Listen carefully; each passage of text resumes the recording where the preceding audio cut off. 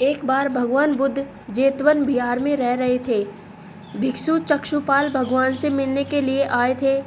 उनके आगमन के साथ उनकी दिनचर्या, व्यवहार और गुणों की चर्चा भी हुई। भिक्षु चक्षुपाल अंधे थे।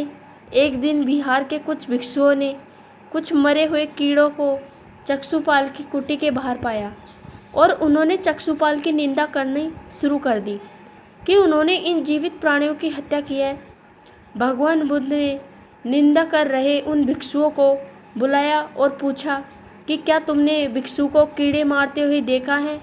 उन्होंने उत्तर दिया, नहीं।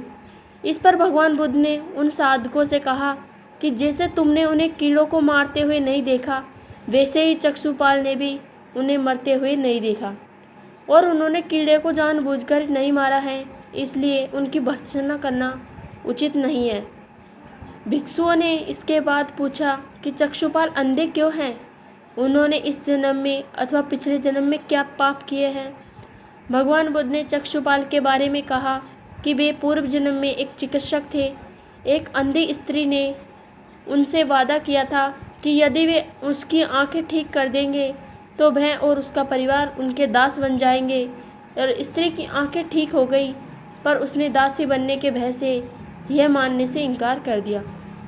चिकित्सक को तो पता था कि उस स्त्री की आंखें ठीक हो गई हैं, वह झूठ बोल रही है।